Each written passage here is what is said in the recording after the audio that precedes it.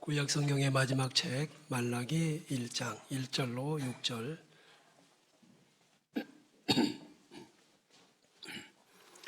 같이 교독을 하겠습니다. 6절까지 여호와께서 말라기를 통하여 이스라엘에게 말씀하신 경고라.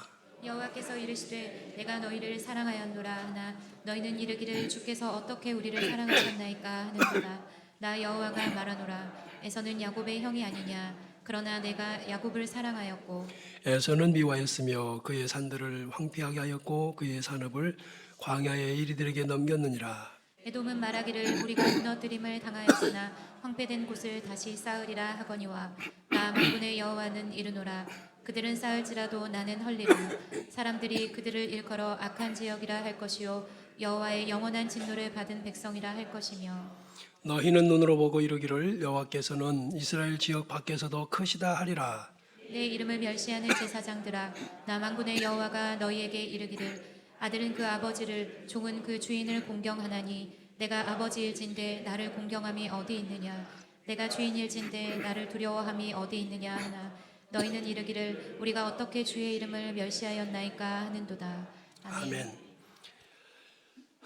말라기는 여러분이 자주 보는 그런 성경은 아니겠죠. 말라기라고 하는 히브리어의 의미의 뜻은 나의 사자라는 이름의 뜻을 가지고 있습니다. 구약 성경의 마지막 책이고 4장으로 구성된 아주 짧은 책입니다.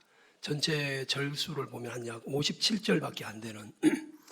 그런데 이 속에는 하나님께서 주시는 특별한 또 의미가 있고 말라기서를 통해서 하나님이 말씀하신 이후에는 세례요한이 탄생할 때까지 하나님의 메시지가 다시 오지 않는 중단되는 시대가 옵니다. 그러니까 이 말씀은 굉장히 중요한 말씀이 의미가 들어있죠. 이 시대는 언제냐 이렇게 볼 수 있냐면 여기 너희 총독에게 드려보라 하는 말씀이 있거든요. 여기 1장에 보면 너희들이 드리는 제물을 너희 총독에게 바쳐봐라. 그거 받겠느냐 하면서 이제 하신 말씀이 있는데 거기에서 그 총독이라는 히브리어도 결국은 폐하라는 뜻입니다. 그러니까 이 말은 총독 제도를 가진 것은 바벨론이 아니라 페르시아거든요.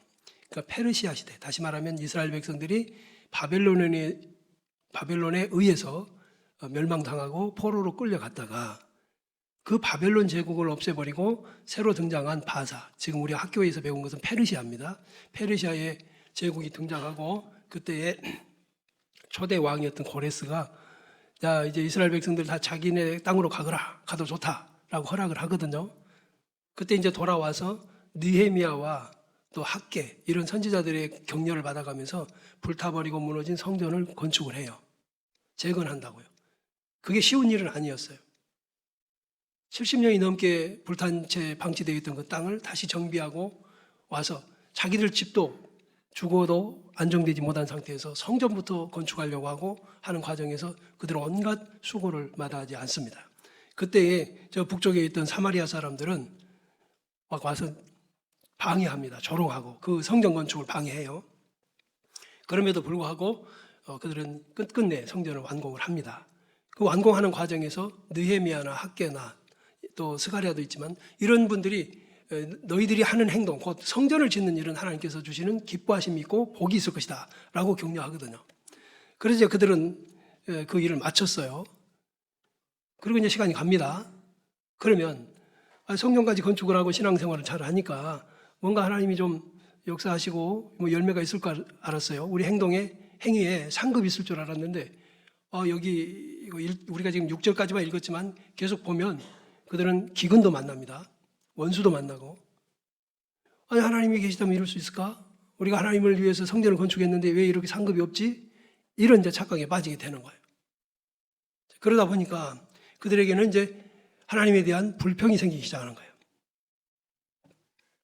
그래서 그들이 바벨론에 멸망되기 전에 솔로몬 성전처럼 크고 영화롭지는 않았을지라도 그래도 여호와 하나님의 백성으로서 성전 제사를 드릴 수 있을 만큼의 목적 성취를 한 성전 앞에서 그들은 점점 변질되기 시작해요.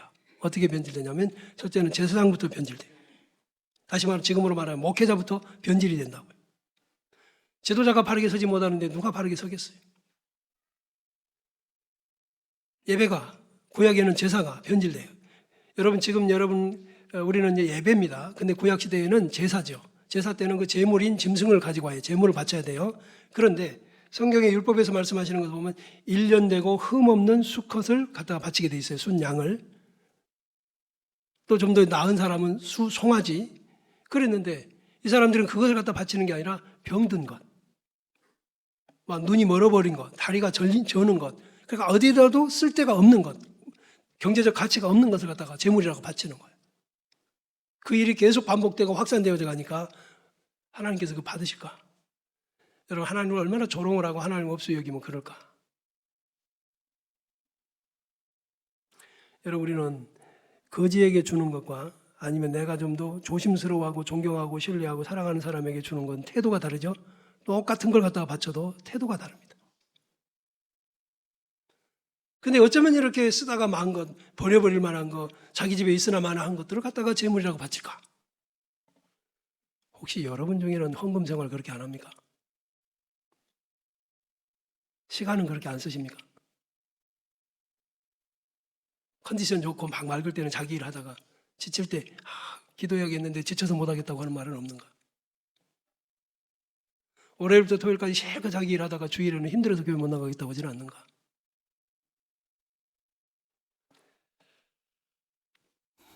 세월이 갈수록 흔들려지는 신앙생활. 자, 그것은 곧 하나님의 행위가 나타나기 시작하는 것입니다. 하나님은 그들의 예배를 받지 않으셨고, 그러다 보면 관계는 소원해집니다. 그러면 하나님이 주시는 은혜가 메마르기 시작하면 당장에 나타나는 환경적인 문제가 생깁니다. 그들은 가난한 삶에 지치기 시작했습니다. 하나님 베푸시는 게 없다면 거둘 수 없는 게 인생입니다. 게다가 동족이기도 했던 북쪽의 저 사마리아 사람들은 기회만 되면 그들을 괴롭힙니다. 쳐들어와서. 설상가상으로 기근과 재난도 닥쳐옵니다. 그런데 또 하나는 내부적으로 또 하나가 문제가 생깁니다. 악한 자가 더 잘 되는 것이. 악한 자가 더 잘 되고 하나님이 없다는 자가 더 잘 되고 예배를 무시하는 자가 더 잘 되는 것 같고, 그러다 보니까 이 사람들은 하나님께서 이 세상을 도덕적으로 지배하시지 않는가? 하나님의 공의는 어디에 있는가? 라는 의심이 시작이 됩니다. 악을 행하는 자가 여호와의 눈에 선으로 보여지고 있는가? 하나님은 선과 악을 분별하지 못하시는 분은 아닐까? 불평하기 시작하는 것입니다. 자, 그런 사람이 선을 행할 일은 없죠. 자, 하나님께 대해서 이렇게 하나님을 만만하게 생각하는 생각들이 있으니까 하나님의 명령을 지키고 하나님 앞에서 회개하고 여호와의 백성답게 살아가려고 하는 것은 어떤 유익도 없구나. 이것을 깨닫게 되는 거예요. 그렇게 서로 그런 생각에 젖어들기 시작합니다. 실제로 그들 주변에는 악인들이 더 잘 되는 모습이 자주 목격됐고, 하나님을 떠나서 성도답지 못한, 하나님의 백성답지 못한 수단과 방법을 가리지 않고 사는 사람들이 더 잘 살고 있었습니다. 아니, 하나님 살아계시다면서 어찌 이럴 수가 있나? 그러니까 하나님 섬기는 신앙 열기는 서서히 식어만 갔던 것입니다. 그래서 하나님 섬기는 신앙생활에 불성실하게 되지요. 예배생활, 경건생활, 기도생활이 다 불성실하게 돼. 오직 하나 있다면 그들은 경제적 여유를 추구하는 겁니다. 그래서 다소나마 유익이 된다는 그것만 있다면 이방 여인하고도 결혼을 합니다. 왜? 그들이 가져올 것이 있으니까. 그래서 이방 여인과 결혼하는 것도 주저하지 않고 결혼하는 사람들이 늘어나고 있는 편이 됐습니다. 자, 그러려면 여러분, 기왕에 결혼하고 있었던 유대 자기 동족의 여인은 버려야 되잖아요. 그에게 악을 행하고 거짓을 행해서 그 여인에게 상처를 주면서 그 여인을 벗어나 이혼하는 것입니다. 이게 지금 말라기 2장 14절에 드러나 있어요. 지금 우리는 6절까지만 읽었지만 4장까지 다 보면 이 내용이 다 하나님에 의해서 지적을 당하고 있는 것입니다. 이런 일들이 판을 치고 있을 때 하나님께서는 나의 사자라는 이름의 뜻을 가진 말라기 선지자를 그들에게 보내십니다. 그래서 가서 일일이 죄를 지적하시는 거예요. 하나님은 너희들의 행위를 보고 계시다. 왜 하나님 보시는 앞에서 악을 행하느냐? 그쳐라 라고 말씀하시는 중에 이제 오늘 말씀이 있습니다. 자, 2절을 한번 보시죠. 여호와께서 이르시되 내가 너희를 사랑하였노라 하나 너희는 이르기를 주께서 어떻게 우리를 사랑하셨나이까 하는도다. 나 여호와가 말하노라 에서는 야곱의 형이 아니냐 그러나 내가 야곱을 사랑하였고. 그들에게 대답하신 말씀은 이거예요. 나는 너희를 사랑했다. 그러자 사랑의 한 축인 이스라엘 백성들은 어떻게 우리를 사랑하셨습니까? 사랑하신 증거라면 우리가 지금도 잘 먹고 잘 살아야 되지 않습니까? 이거예요. 그러자 하나님이 예로 들어주신 좀 뜻밖의 사람이 있는데 그게 에서와 야곱입니다. 에서는 에돔 족속의 조상이죠. 그러니까 에서에 의해서 만들어진 에돔 족속은 요단강 동편에가 살고 있어요. 그래서 저 푸른 초장이 있고 막 그 살기 좋은 쪽에 있었다고. 그런데 에서는 하나님이 미워하셨다고 말씀하세요. 심지어는 그들이 살고 있었던 산을 황폐하게 해버렸고 원래는 지형적으로는 참 좋은 곳인데 그들이 살기가 힘들어지도록 해놓으셨다는 거예요. 왜 광야의 이리들 짐승떼들이 우글거리는 곳이 되게 하셨다 말씀하시는 거죠. 그러자 그 4절에 보면 에돔은 그러면 우리가 무너뜨림을 당했지만 황폐한 곳을 다시 쌓겠다. 우리끼리 노력하면 될 거다. 그러자 거기에 대해서 하나님은 또다시 니들이 쌓을래? 쌓으면 나는 다시 헐 거다. 여러분 이 말씀을 지금 오늘 교회에서 성경을 많이 알지 못하는 분들은 지금 뭔 소린가 하겠지만 그러나 역사 속에서 이 말씀을 좀 잘 이해하는 교우들이 많아졌으면 좋겠어요. 에서와 야곱은 태중에서 쌍둥이로 태어나죠. 태어날 때 희한하게도 에서는 형으로서 먼저 태어나지만 동생은 형의 발꿈치를 잡고 나오잖아요. 쌍둥이에요. 그런데도 불구하고 하나는 사랑하고 하나는 미워했다는 말이 어떤 의미일까? 그러면 지금 여기 이스라엘 백성들은 야곱의 후손이에요. 하나님이 사랑하셨던 야곱의 후손이라는 말이에요. 그게 무슨 말인가? 지금 여러분 여기 있는 우리 예수 믿는 사람들은 하나님이 예수를 믿도록 믿음을 선물로 주신 이들은 육신적이고 혈통적으로는 야곱의 후손이 아니지만 하나님은 우리가 가진 믿음의 노선이 믿음의 이 과정이 아브라함의 후손으로서 야곱의 자손처럼 우리들을 하나님 보호하시고 사랑하시는 대상이라고 하는 사실을 우리가 먼저 깨달아야 합니다. 자, 야곱은 하나님이 사랑하셨다. 그런데 에서는 미워하셨다.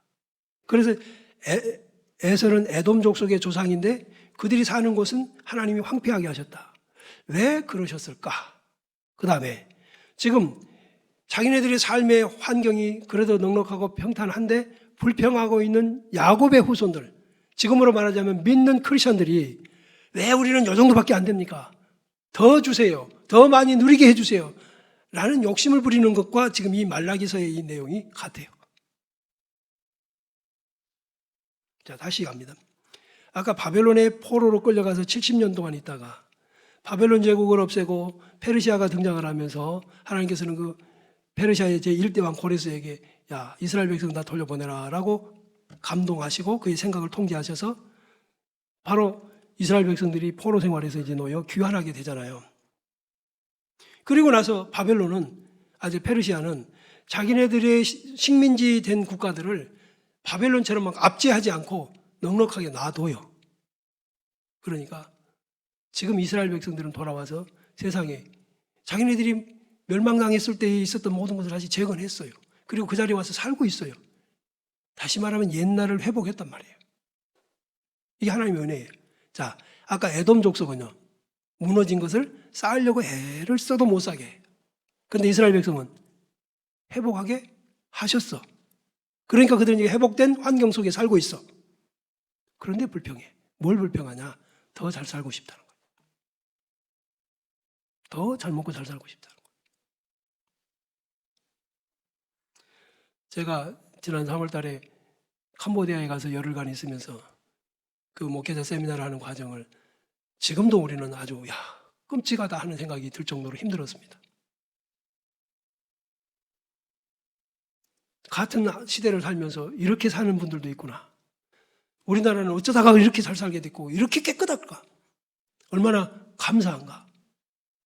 그 사람들이 한국을 와서 어떤 분은 한국에 와서 5년 있다가 갔는데 5년 동안에 번 돈으로 그 나라에서는 재벌축에 들어갈 만큼 기업을 몇 개를 만들었더라. 그 나라에서 대한민국 우리는 지금 살고 있는데 우리나라 사람들은 지금도 크리스찬일지라도 교회를 다니는 목적이 예수 이름 빙자해서 더 잘 먹고 잘 살겠다는 얘기야. 더 출세시켜달라는 것이고 승진시켜달라는 것이고 더 산업, 생업 잘 되게 해달라는 것이고 꼭 이스라엘 백성 같잖아요. 자, 그러면서 하는 말, 내가 이 정도 했으면 하나님이 반응을 하셔야 될 텐데 왜 그런가? 그러다 보면 이제 예배가 식어지는 거예요. 하나님 앞에 드리는 모든 것들이 최상의 것이 아니에요. 이제. 점점 하나님을 낮춰보는 거예요. 하나님을 존귀하게 여기지 않는 거예요. 시간도 짜투리 시간들입니다. 물질도 쓰다가 남은 것 바칩니다. 기분 내키면 오고 그러지 않으면 그것도 아닌 거예요. 하나님이 과연 이런 대상이셔야 되는가? 에돔은 그렇게 무너뜨린 것을 쌓려고 해도 안 되고 안 되는데 이스라엘 백성은 이방 왕이 모든 건축 자재를 다 대줘가면서 가서 해라. 할렐루야. 이 결과가 어디서 왔냐? 하나님이지. 오늘 우리 대한민국의 모든 크리스천들은 누가 예배당을 못 짓게 합니까? 우리 무선요한교회만 해도 이렇게 좋은 여건 속에서 이 화려한 환경 속에서 예배 드리고 있잖아요. 너무 편하니까 문제가 온다고. 사람은 바로 이 말라기서에 등장하는 이스라엘 백성들 같은 본성을 가지고 있습니다. 다 똑같습니다. 특별히 이렇게 된 과정에서 가장 큰 책임을 져야 할 사람이 그때 당시에는 제사장이고 지금은 우리 목회자들입니다. 제사장들이 하는 말씀이 하는 지시 있습니다. 자, 6절 보겠습니다. 내 이름을 멸시하는 제사장들아 나 만군의 여호와가 너희에게 이르기를 아들은 그 아버지를 종은 그 주인을 공경하나니 내가 아버지일진데 나를 공경함이 어디 있느냐 내가 주인일진데 나를 두려워함이 어디 있느냐 하나 너희는 이르기를 우리가 어떻게 주의 이름을 멸시하였나이까 하는도다. 이게 뭐냐면 반문하는 거예요. 항변하는 거예요. 덤빌고 떠들고 대드는 겁니다. 언제 그랬냐? 하나님이 어떤 분인데 교우들 중에도 그렇고 우리 목회자들도 그렇고 하나님 우리가 뭐 잘못했습니까? 이 정도면 되지 않습니까? 주는 대로 받으세요. 이런 정도. 여러분 우리 예배가 그렇게 되고 있지는 않는지 살핍시다. 내 예배는 진실한가? 나의 예배는 하나님 받으실 만한가? 과연 나는 이 예배를 얼만큼 준비를 했는가? 그렇죠? 작은 선물 하나 해도 어떤 보따리에 싸느냐, 어떤 포장지를 쓰느냐 이거 하나까지도 우리는 신경을 씁니다. 상대가 누구냐에 따라 달라요. 그러나 구걸하는 분에게는 뭘 포장지를 신경을 쓰겠으며 뭘 보따리로 아름다운 것을 사다가 꾸미겠습니까? 왜? 우리가 그걸 하찮게 여기니까. 그러면 하나님은 그렇게 하찮게 여기는 대상이 되는가? 내 이름을 멸시하는 제사장들아. 하나님은 사무엘상 2장 30절에서 나를 멸시하는 자를 내가 경멸하리라고 말씀하세요. 그러면 사실 말씀이 너희에게 내가 이른다. 그러면서 아들은 아버지를 공경하는 게 맞지 않느냐. 또 종은 그 주인을 공경하는 거 맞지 않느냐. 그런데 너희는 나를 공경하는 게 어디 있냐. 말로는 아버지라고 하면서 나를 공경하는 게 어디 있느냐 그 말이죠. 가끔씩 매우 허전하고 서글픈 뉴스를 접할 때가 있습니다. 자식에 의해서 버려지는 부모 말입니다. 이번에도 어느 지역에서 일어난 일이죠. 한 할아버지가 119 구급대에 의해서 실려갔습니다.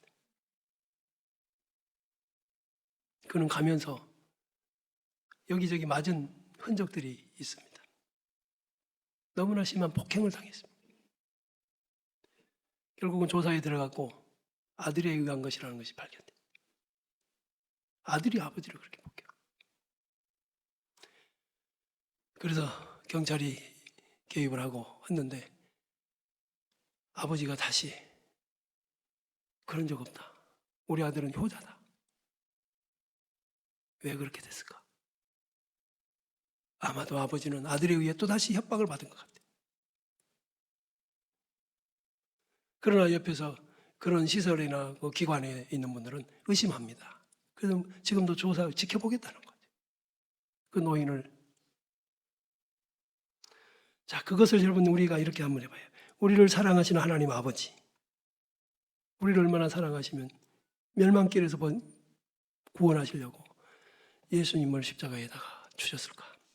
그만큼 사랑하셨는데 우리가 먹고 살만하고 환경이 이렇게 안정되고 하니까 이제는 더 많은 거 달라고 하다가 그가 내게 도움이 안 되니까 버림받는 교회 여러분.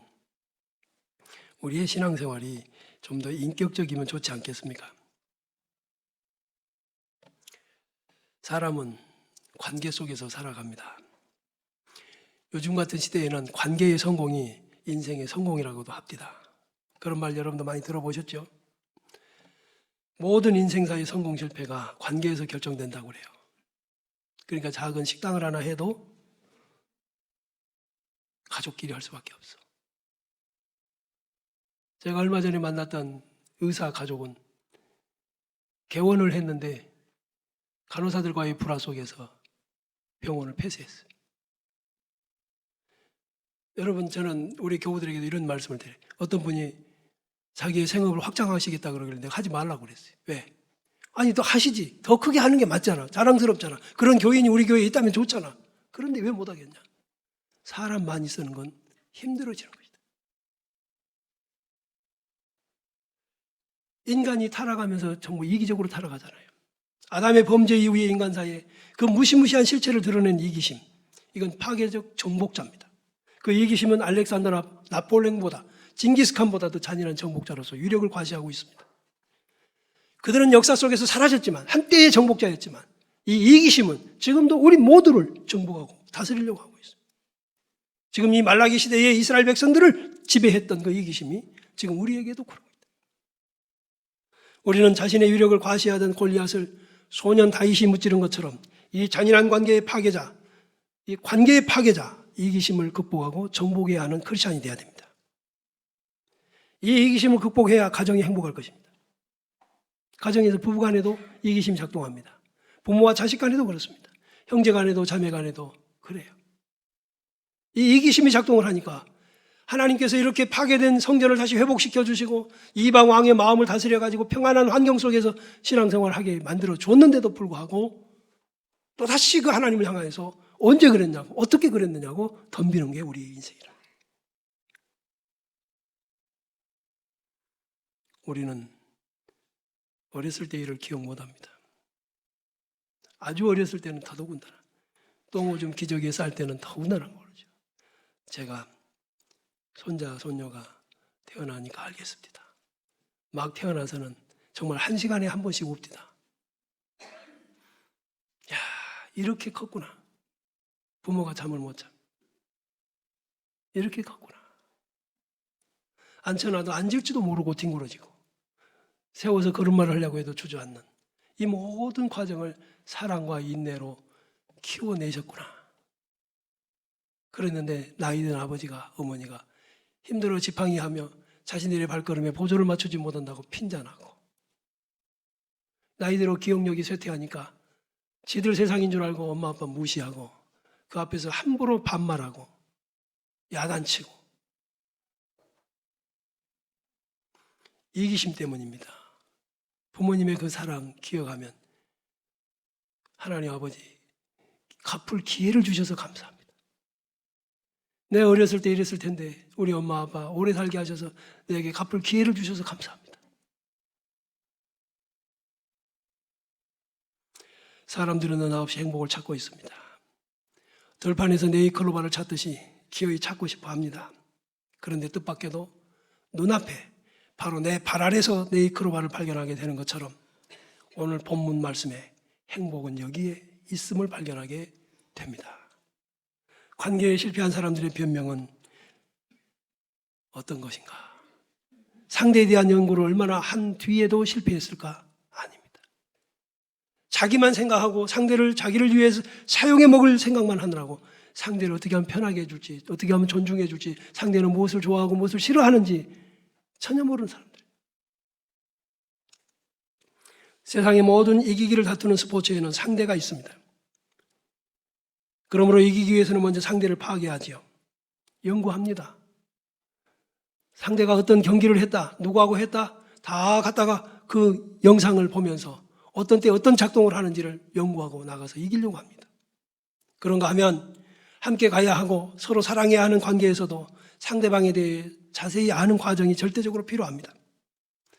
기도하는 사람이라면 기도의 대상을 정확하게 인식하는 것이 중요하고, 예배하는 예배자라면 예배의 대상인 하나님을 어떤 분인지를 바르게 인식하는 것 역시 중요합니다. 상대를 자기 수준으로 이해하거나 자기 멋대로 상상해서는 정상적인 관계를 유지하기 어려운 일이 됩니다. 하나님은 사랑하신다고 분명히 말씀하셨는데 왜 이스라엘이 엉뚱한 말로 불평을 할까요? 그러면 하나님이 거짓말하신가요? 하나님이 거짓말하셨나요? 자, 이제 우리 봅시다. 지금도 우리에게 쏟아지는 그리스도 예수 안에서의 은혜는 한없이 큰 것인데도 불구하고 왜 우리는 거기에 만족하지 못하며 왜 우리는 아직도 목마름을 강조하고 있을까? 왜 그럴까? 바로 욕심입니다. 만족할 줄 모르는 욕심. 한없이 불평에 불평을 거듭하는 이 욕심. 여러분 언제나 만족했습니까? 과연 만족한 적이 있기는 합니까? 어떤 때는 있었겠지요. 새 집을 사거나 새 자동차를 샀을 때. 그런데 한 달 갑니까?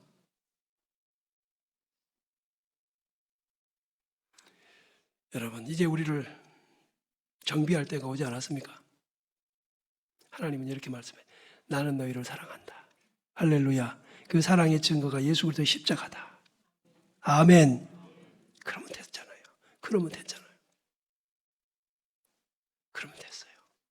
그러면 그 안에서 우리의 신앙과 인격이 성숙하면 관리할 능력이 배양됩니다. 함께 비례해서 가겠죠. 그럼 또 더 주실 거예요. 왜냐하면 하나님은 어떤 걸 아낄 뿐이 아니시고 하나님은 무궁무진한 것을 갖고 계시니 제발 좀 이것 좀 가지고 누가 사람 좀 살려라. 누가 이걸로 사람 좀 키워라. 누가 이걸로 사람을 고쳐라. 얼마든지 주실 수 있는데 우리가 그 능력을 갖지 못하니까 거기에 깔려 죽을까 봐서 그래요. 엊그제 브라질에선가 어느 나라에서 한 아이가 4일 만인가 구출돼서 나왔습니다. 조그만 아이가 구출돼서 살아나왔습니다. 기가 막힙니다. 그 무너져버린 건물 속에서. 그런데 이 아이를 꼭 끌어안고 있는 이가 아버지였습니다. 아버지는 죽어 있었습니다. 이 아이는 앞으로 어떻게 살아야 될 것 같아요?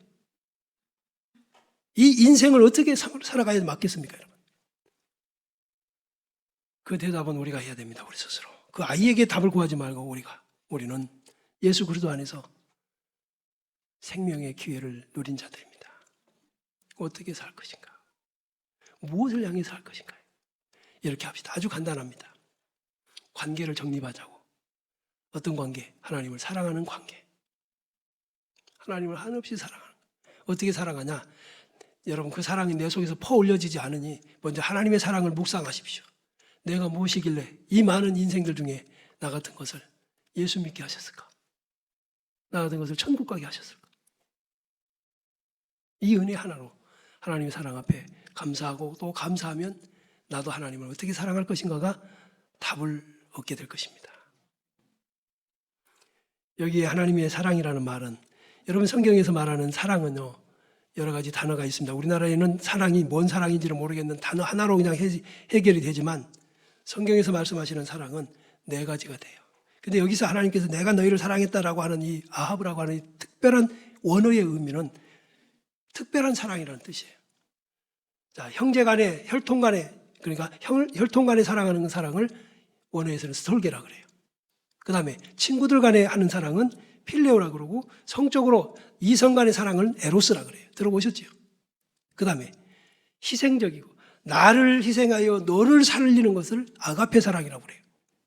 하나님이 우리에게 보여주신 사랑이 바로 그러한 사랑이에요. 부모가 자식에게 보여주는 사랑이 바로 그런 것들이에요. 요한일서 4장에 보면 하나님이 먼저 우리를 사랑하셨다고 말씀하세요. 이제는 그 사랑을 알고 우리도 하나님을 사랑해야 맞다고 말씀하십니다. 할렐루야. 우리 그 중에 누구라도 먼저 하나님을 사랑한 것이 아니라 하나님이 먼저 우리를 사랑하셨으므로 이제는 그 사랑을 깨닫고 반응하는 삶을 사는 것이 신앙생활이다. 또한 그 사랑은 어느 정도 유효기간이 있는 것이 아니라 예레미야 31장을 보면 무궁한 사랑이라 그래요. 끝이 없는 사랑이라. 아멘. 여러분, 그래서 지금 이 사랑이 하나님이 이스라엘 백성들을 그들이 하도 범죄하니까 바벨론의 포로가 되게도 하셨지만 다시 회복시켜서 옛날의 성전을 회복하게 만들고 신앙생활 잘할 수 있게 만들. 그런데 하나님이 택하시지 않았던 저 에서의 후손 에돔 족속들은 황폐를 아무리 극복해 보려고 해도 안 돼요. 교회 여러분, 이 끝없는 사랑은 우리의 미래입니다. 여러분의 미래가 이 끝없는 사랑 속에서 회복될 것을 믿으시기 바랍니다. 그러니까 지금 내가 좀 부족한 게 있어도 하나님 사랑을 믿으십시오. 지금 내게 한계가 있어도 하나님의 사랑을 기대하십시오.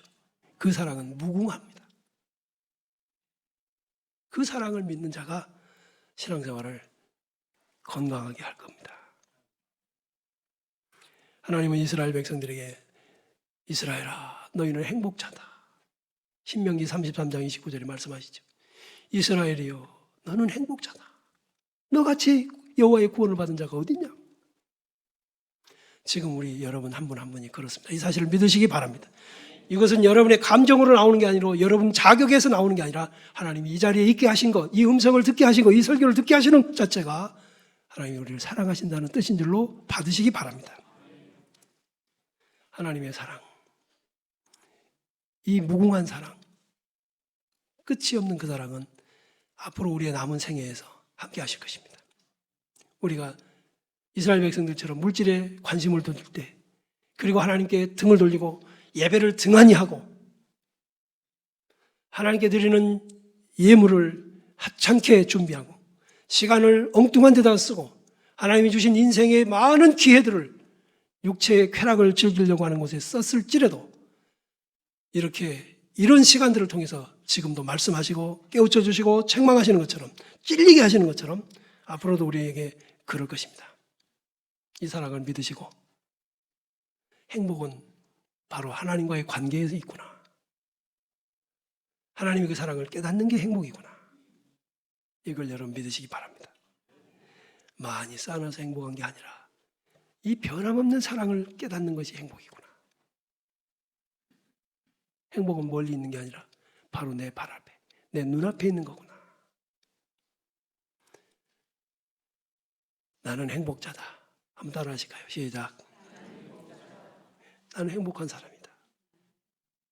그래, 나는 행복한 사람이다를 외치고 사는 사람과 많은 것을 쌓아놓고도 얼굴이 굳어져 있고 더 불만하고 더 욕심을 내고 그 사람 불행한 사람입니다. 불행을 느끼고 고통스럽게 느껴도 그 시간은 가고 행복함을 느끼고 감사함으로 살아도 그 시간은 갑니다. 어떻게 살랍니까? 이스라엘 백성들처럼 한없이 물러가는 사람이 아니라 하나님과의 관계를 회복합시다. 예배를 회복합시다. 예물 드리는 것을 회복하시고 시간 쓰는 것을 건강하게 회복합시다. 행복은 하나님과의 관계에서 나온다. 아멘. 일어나서 같이 찬양하겠습니다.